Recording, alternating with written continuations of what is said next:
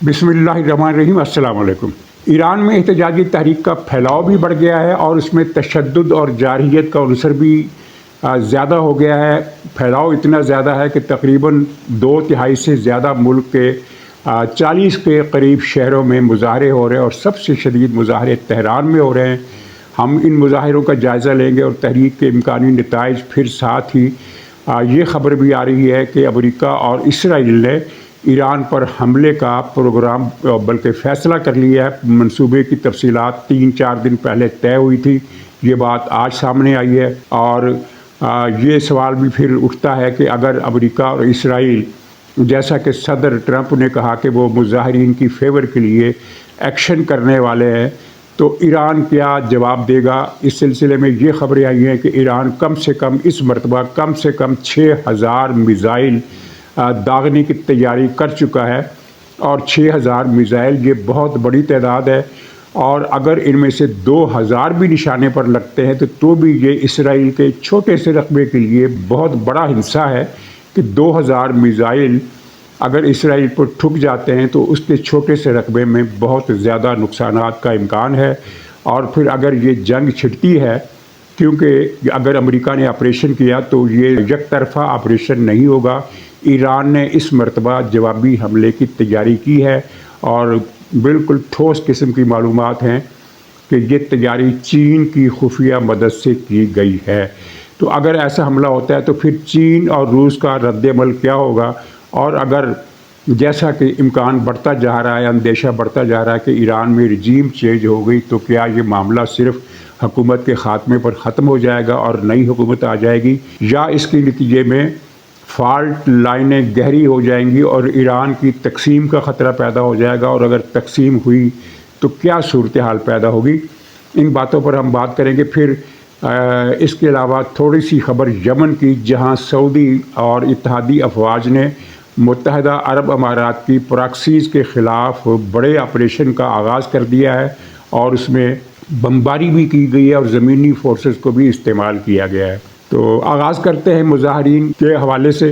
तहरीक बाकायदा शोला बदामा होती जा रही है, यानी कि आग और धुएँ के बादल ईरान को घेरे में ले चुके हैं। और अगरचे सरकारी तौर पर तस्दीक शुदा अगर ख़बर की बात करें तो 8 से 10 हिलाकतें हुई हैं ईरान में मुजाहरीन की, लेकिन जो गैर तस्दीक शुदा आउटलेट्स हैं इनकलाबियों की हामी, उनके मुताबिक तो 50 के करीब लोग मारे जा चुके हैं और सैकड़ों ज़ख्मी हुए हैं। लेकिन हम 8 से 10 वाली ख़बर को ज़्यादा सामने रखेंगे, इसलिए कि इसकी तस्दीक आलमी इदारों ने की है। राइटर ने, CNN ने, BBC ने और दूसरे इदारों ने, अल जज़ीरा ने भी यही तादाद दी है। तो लेकिन इस मरतबा इश्तियाल बढ़ गया है। मुजाहरों के फैलाव के साथ साथ इश्तियाल बढ़ा है और नारे बड़े ख़तरनाक लग रहे हैं। मर्ग बर खुमैनी, हालांकि वो उसकी तो वफ़ात हो चुकी है। मर्ग बर खामनाई, मर्ग बर आमर, इस तरह के नारे लग रहे हैं। मर्ग बर मुल्ला, और ये नारे भी लगे हैं कि सारे मुल्ला मार दो, इन्हें कब्रिस्तान में भेज दो। और ये तकरीरें भी की गई है कि मुल्ला या तो मुल्क छोड़ने के लिए तैयार हो जाएं, वरना हम इनको कब्रिस्तानों में भेज देंगे। ये इस वक्त सूरत हाल है और सबसे ज़्यादा हंगामे तेहरान में हो रहे हैं। तेहरान से ही ये हंगामे शुरू हुए थे। ताजिरों ने आगाज़ किया था, लेकिन उसके बाद शहर की 10 यूनिवर्सिटियों में भी मुजाहरे फूट पड़े और तलबा कैंपस से बाहर आ गए और सड़कों पर उन्होंने मोर्चे संभाल लिए। उसके बाद फिर ये दूसरे शहरों, जनूब तक, साहिल तक और मगरब में तुर्की के बॉर्डर तक, शुमाल में आज़रबाईजान के बॉर्डर तक लगभग 4 दर्जन शहरों में, छोटे बड़े शहरों में ये हंगामे फैल गए हैं। और इसमें यानी जारहियत का उनसर आप इस तरह अंदाज़ा लगाइए कि उन्होंने बाज़ मुकामात पर फ़ौजी गाड़ियों को भी आग लगा दी है। पुलिस की गाड़ियों को तो बहुत ज़्यादा आग लगाई गई है। थानों पर हमले हुए हैं, पुलिस हेडक्वार्टर पर कब्ज़े भी हुए हैं और दूसरी सरकारी इमारतें, बैंक और जो रजीम के जो हामी गैर सरकारी इदारे हैं उन पर भी हमले हो रहे हैं। पूरे मुल्क में हमले हो रहे हैं और आग भी लगाई जा रही है। ख़ास तौर पर खुमैनी, खामनाई और जनरल कासिम सुलेमानी के मुजस्समे कहीं गिरा दिए गए हैं, कहीं उन पर पथराव किया गया है और कहीं उनको आग भी लगाई गई है। यानी ऐसे मुजस्समे जो किसी किस्म के प्लास्टर से बने थे, उनको आग लगाकर नज़र आतिश कर दिया गया है। सूरत हाल यानी दिन ब दिन संगीन होती जा रही है। پہلے 2 دن تو یہ خیال تھا کہ یہ مظاہرے صرف مہنگائی کے خلاف ہیں، لیکن اب معاملات سیاسی ہو گئے ہیں اور کئی شہروں میں شاہ کو واپس لاؤ، یعنی جو مرحوم شاہ ایران کے صاحبزادے امریکہ میں ہیں، جلا وطن ہیں، وہ ان کو واپس لاؤ اور حکومت دو کے مطالبے بھی کیے جا رہے ہیں۔ مشرقی علاقے ایران کے پرسکون ہیں، لیکن قم شہر میں ہنگامے شروع ہو گئے ہیں۔ یہ ایک ابھی خبر آئی ہے کہ قم شہر میں بھی، جو مشرق میں ہے، اس میں بھی ہنگامے شروع ہو گئے ہیں، جو وسطی ایران سے ہٹ کر ہے، اور یہ بہت اہم شہر ہے، مذہبی شہر ہے، وہاں بھی مظاہرے شروع ہو گئے ہیں۔ اچھا، اگلا مرحلہ کیا ہوگا؟ جیسا کہ صدر ٹرمپ نے اعلان کیا کہ اگر ایرانی حکومت نے مظاہرین پر مزید گولیاں چلائیں تو ہم ایرانی عوام کی مدد کو پہنچیں گے۔ اچھا، اگر یہ سمپل اعلان ہوتا تو اس کا مطلب یہ لیا جا سکتا تھا کہ حملہ کرنا یقینی نہیں ہے، کیونکہ ٹرمپ کا ریکارڈ بتاتا ہے کہ وہ جو کہتا ہے کبھی تو اس پر عمل کرتا ہے اور کبھی اس پر عمل نہیں کرتا، بلکہ یو ٹرن لے جاتا ہے۔ لیکن اس بار یہ ہوا ہے کہ یہ ٹرمپ کا یہ پہلا بیان نہیں ہے، بلکہ یہ دوسرا بیان ہے جو 3 دنوں میں اس نے دیا ہے۔ 28 تاریخ کو اس نے ایسا ہی ایک حملے کا اعلان کیا تھا، لیکن وہ توجہ نہیں پا سکا، اخبارات میں اس کا ذکر نہیں آ سکا، ٹی وی چینلز پر چلا اور اسے معمول کی دھمکیوں پر محمول کر کے نظر انداز کیا گیا۔ لیکن 3 دن پہلے بھی صدر ٹرمپ نے کہا تھا کہ ہم ایران پر حملہ کریں گے، اور اس موقع پر ان کے ساتھ اسرائیلی وزیر اعظم نیتن یاہو بھی تھے۔ تو اطلاع یہ ہے کہ یہ امریکہ میں ان دونوں کی جو ملاقات ہوئی تھی 3 دن پہلے، ٹرمپ کی اور نیتن یاہو کی، اس کے اندر ایران پر حملے کی تفصیلات طے کی گئیں۔ یہ خبر مغربی میڈیا دے رہا ہے کہ اس ملاقات میں حملے کی شکل پر غور کیا گیا کہ کس طرح حملہ کرنا ہے، اور جو ان کا رجحان ہے امریکہ اور اسرائیل کے جو غیر سرکاری میڈیا ادارے ہیں، ان سے یہ پتہ چل رہا ہے کہ یہ حملہ شاید اب نہیں ٹلے گا، یہ حملہ ہو کر رہے گا، اور اس مرتبہ یہ زیادہ بڑا حملہ ہوگا ان حملوں کے مقابلے میں جو پچھلے سال اسرائیل کی ایٹمی تنصیبات پر کیے گئے تھے۔ ان حملوں میں جو اب ہونے کی توقع ہے یا خدشہ ہے، ان حملوں میں ایرانی قیادت کو نشانہ بنایا جائے گا، اور ایرانی قیادت میں سر فہرست علی خامنائی صاحب بھی ہوں گے۔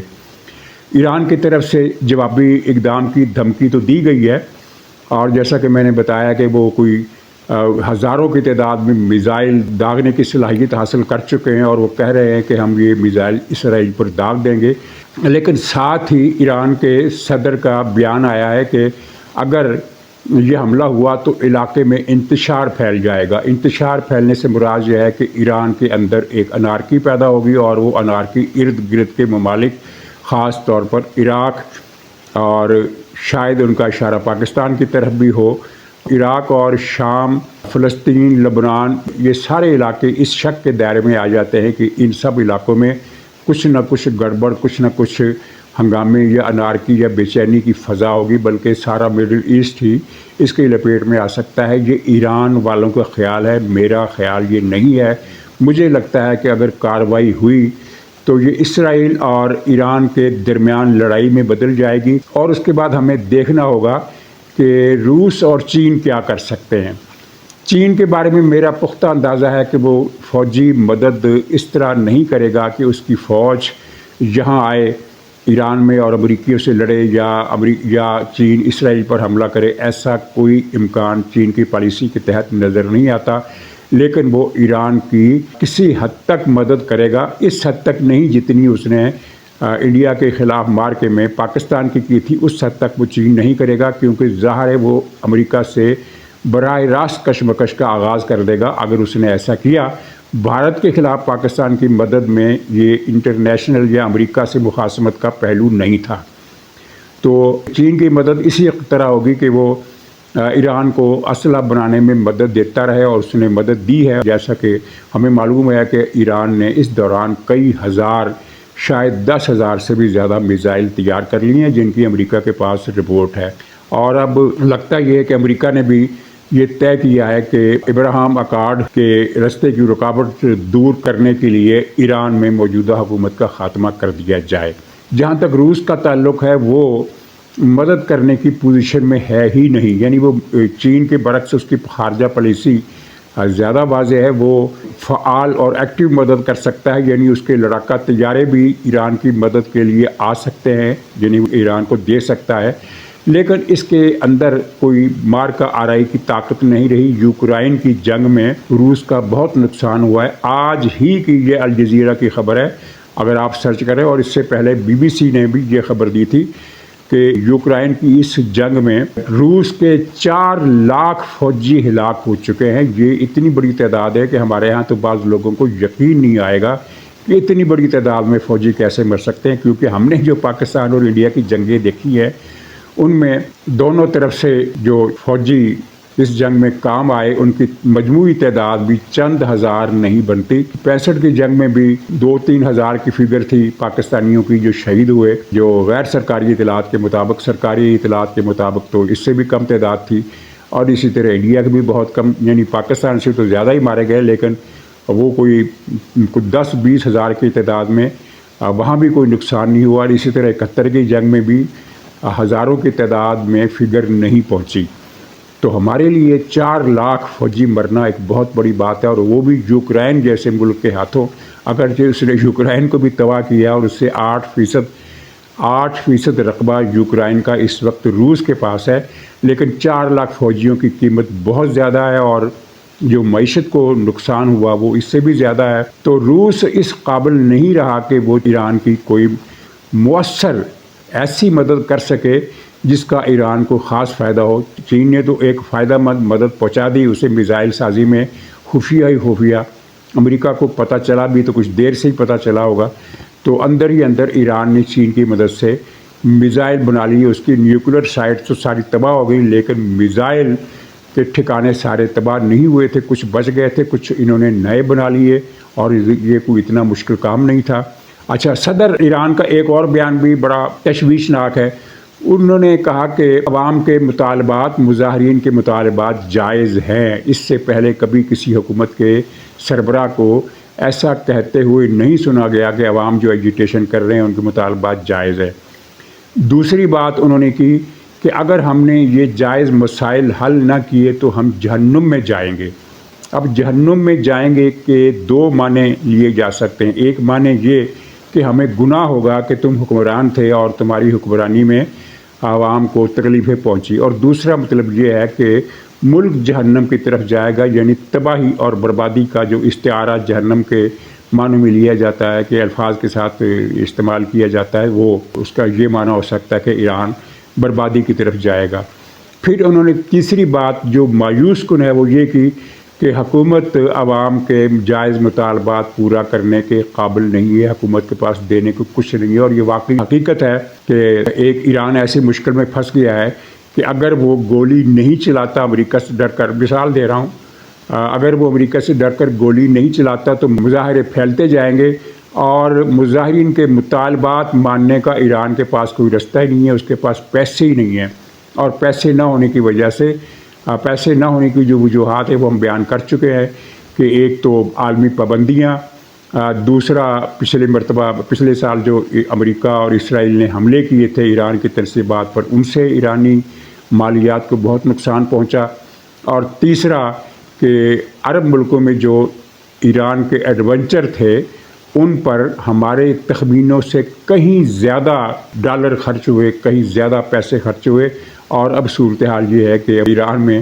1.5 ملین ریال کا $1 ملتا ہے، تو یہ ایک ناقابل تصور حد تک تباہ کن بات ہے۔ یعنی ایران مظاہرین کے مطالبات ماننا چاہے تب بھی مان نہیں سکتا، اس کے پاس ایک ہی رستہ ہے کہ بندوق کے زور پر مظاہرین کو کچل ڈالے، اور اس صورت میں امریکی حملے کا اسے سامنا کرنا پڑے گا۔ اچھا، اب ایران میں انتشار کی کیا صورتحال ہوگی اگر یہ رجیم چینج ہو جاتی ہے اور خانہ جنگی ہو جاتی ہے؟ پرامن حالات تو نہیں رہیں گے، حکومت چینج ہونے کے بعد بھی فتنہ فساد بہت بڑھے گا۔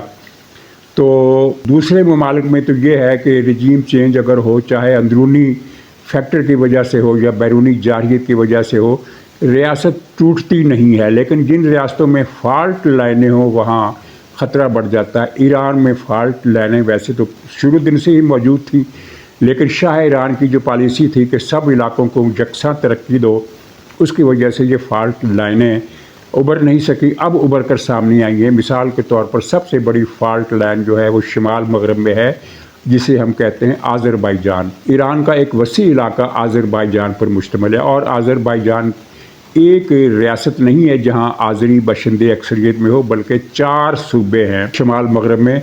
मगरबी आज़रबाईजान, मशरकी आज़रबाईजान और ज़ंजान और अर्दबील, ये 4 सूबे ऐसे हैं जहां आज़रियों की मुखासमत जो है वो भड़क सकती है, क्योंकि आज़री कभी भी फ़ारसियों के साथ घुल मिल कर नहीं रहे। अगरचे वो हम मसलक हैं, लेकिन वो अपनी तुर्क शनाख्त के हवाले से फ़ारसियों से दूर ही रहे हैं। और फिर ये जो मौलवी रजीम आई है ईरान में, इसने उनको मारा पीटा बहुत है। और अब आज़रबाईजानी जो बशिंदे हैं ईरान में, वो ये चाहते हैं कि वो ईरान से अलग होकर आज़रबाईजान की आज़ाद मुमलकत में शामिल हो जाएं, जो कि तुर्की का हलीफ मुल्क है। यानी ईरान के अंदर जो आज़री रकबा है, ख़ुद आज़रबाईजान के अंदर भी ये लोग बात करते हैं कि वो दरअसल हमारा हिस्सा है, ईरान ने कब्ज़ा कर रखा है। इसके अलावा दूसरी फॉल्ट लाइन जो बनती है वो है कुर्द बशिंदों की। यहाँ भी एक दिलचस्प मामला है कि कुर्द सिर्फ मगरब में ही नहीं है, बल्कि मशरक़ में भी है। मगरब में कुर्द जो है वो 3 सूबों में फैले हुए हैं। एक सूबे का तो नाम ही कुर्दिस्तान है, और एक सूबे का नाम है किरमान, और एक सूबे का नाम है ईलाम। इन तीनों सूबों में कुर्दों की अक्सरियत है, और वो कुर्द इराक़ और शाम में कुर्दों के इलाके आज़ाद होने के बाद यहाँ भी ये ख्वाहिश तेज़ी से बढ़ी है कि हमें भी आज़ाद होना चाहिए, और आज़ाद होने के बाद मिलकर हम एक बड़ा कुर्दिस्तान बनाएं जो ईरान, इराक़, शाम और तुर्की के इलाकों तक फैला हुआ हो। तो खैर चलिए, ये एक अलग बात है। लेकिन इसमें दिलचस्प बात यह है कि कुर्दों की अच्छी खासी बहुत बड़ी आबादी ईरान के मशरकी सूबों खुरासान में भी इनकी अच्छी खासी बड़ी आबादी है, और यहाँ भी बेचैनी की लहर बढ़ सकती है। और खुरासान में जो कुर्द हैं, वहाँ से फिर ये अफ़गानिस्तान और पाकिस्तान दोनों से इनका बॉर्डर मिलता है, यानी बलूचिस्तान से भी और पख्तूनख्वा सूबे से भी। तो यहीं से ये लोग, कुर्दों की एक तादाद आपके इल्म में है कि पाकिस्तानी बलूचिस्तान में भी आबाद है और अफ़गानिस्तान में भी कुर्द आबादी मौजूद है, लेकिन ज़ाहिर है वो थोड़े हैं, और वो किसी इतनी बड़ी इस तरह की ख़ास कोई मुनज़्ज़म कम्युनिटी की शक्ल में नहीं है।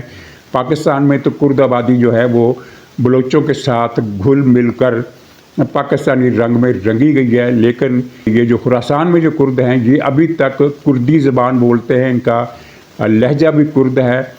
और ये एक अजीब बात होगी कि अगर ईरान के मशरक़ में भी कोई बेचैनी पैदा हो जाए, लेकिन मेरा ख्याल है इसके इम्कानात कम हैं, इसलिए कि यहाँ के कुर्द अपने होमलैंड से बहुत ज़्यादा दूर होने के बाअस मुहतात तर्ज़ अमल इख्तियार करेंगे। तो ये 2 इलाके कम से कम ऐसे हैं जो ईरान से अलग होने का सोच सकते हैं। जैसा कि हमने इराक़ की खाना जंगी में देखा, इराक़ पर जब अमरीकी हमला हुआ तो इराक़ी कुर्दों ने अपना मुल्क अलग बना लिया, अगरचे वो वफाक से अलग नहीं हुए। आइनी तौर पर वो इराक़ी वफाक का हिस्सा है, लेकिन अमली तौर पर इराक़ी कुर्दिस्तान एक आज़ाद मुल्क है। इसी तरह शाम में भी हुआ। उन्होंने इस वक्त शाम में कुर्दों के पास मुल्क का 1/3 रकबा है, 30% रकबा उनके पास है, और वहाँ उन्होंने आज़ाद हुकूमत बना रखी है। उन्होंने अलहदगी का ऐलान नहीं किया।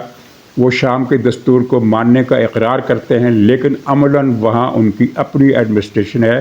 तो इस तरह की सूरत हाल ईरान में भी पैदा हो सकती है। अच्छा, यहाँ चीन और रूस की मुदाखलत का जो जिक्र किया तो मुझे याद आया, मैं एक बहुत अहम बात बता दूँ कि चीन ने एक ऐसी डेवलपमेंट की है जिसकी अमेरिका को तवक्को नहीं थी, बल्कि अमेरिका में ख़तरे की घंटियाँ बज उठी है। चीन ने एक ऐसा एक्शन किया है, ताइवान के इर्द गिर्द उसने बहरी मशक़ें की हैं। अच्छा, बज़ाते ख़ुद बहरी मशक़ें इतनी ज़्यादा अहमियत नहीं रखती, ख़तरे की घंटी उनसे नहीं बजती, क्योंकि बहरी मशक़ें, जंगी मशक़ें होती रहती हैं।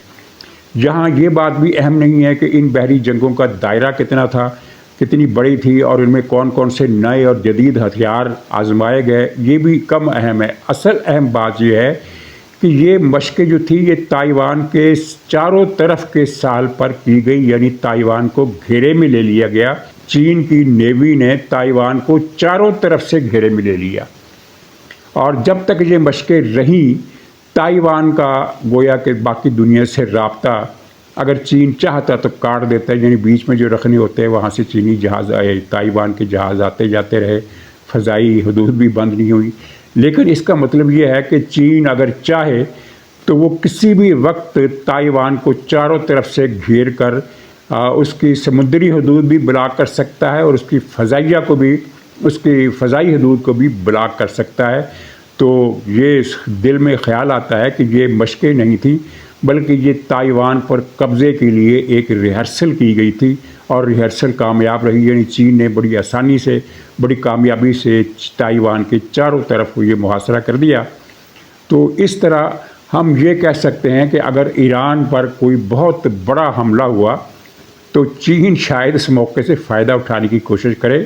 شاید کا لفظ میں اس لیے استعمال کر رہا ہوں کہ اصل تخمینہ تو چین نے ہی لگانا ہے کہ کیا وہ اس موقع پر کوئی محفوظ کارروائی کر سکتا ہے یا کہیں الٹا لینے کے دینے ہی نہ پڑ جائے، یہ سوچنا تو چین والوں کا کام ہے۔ تو اس صورتحال میں پاکستان کے لیے بھی خطرات ہیں، یعنی اگر ایران کے اندر خدا نخواستہ ایران انتشار کا شکار ہوتا ہے، ایران کا استحکام، ایران کی قومی وحدت متاثر نہیں ہونی چاہیے، کیونکہ اگر یہ کچھ ہوا تو اس کے اثرات پاکستانی بلوچستان پر بھی پڑ سکتے ہیں، تو اس پر بھی ہم زیادہ بات نہیں کرتے۔ دوسری طرف سعودی عرب اور امارات میں جو تنازع ہے وہ اب گرم شکل اختیار کر گیا ہے۔ اگرچہ امارات نے اعلان کیا تھا کہ وہ یمن سے نکل جائے گا، یمن کے 2 صوبوں سے جن پر اس نے قبضہ کیا تھا، لیکن کچھ فوج تو نکل گئی، کچھ فوج اب بھی ہے۔ لیکن اصل بات یہ ہے کہ اماراتی فوج تو پہلے ہی بہت تھوڑی تھی۔ جھگڑا اماراتی پراکسی کا تھا، عبوری کونسل جو ساؤتھ میں بنائی ہے اس نے امارات نے، اس کے قبضے میں، اس کا قبضہ تو بدستور ہے۔ تو اب دونوں صوبے میں سعودی افواج نے، یا یوں کہہ لیجیے کہ یمن کی افواج نے، جن کو سعودی عرب مدد دے رہا ہے، تحفظ دے رہا ہے، انہوں نے اس پراکسی کے خلاف ایک بڑی جنگ شروع کر دی ہے، اور ابتدائی اطلاعات کے مطابق حضر موت کے ساحل سے کئی علاقے انہوں نے واپس لے لیے ہیں، اور وہاں فضائیہ نے حملے بھی کیے ہیں، بری جنگ بھی ہو رہی ہے، فضائی حملے بھی ہو رہے ہیں۔ فضائی حملوں کا یہ پراکسی جواب نہیں دے سکتی، کیونکہ امارات کبھی بھی یہ رسک نہیں لے گا کہ وہ اپنے جہاز یمن کی جنگ میں جھونکے۔ اس صورتحال میں سعودی عرب کا جو قہر اس پر نازل ہوگا، امارات اس کا تحمل نہیں کر سکے گا۔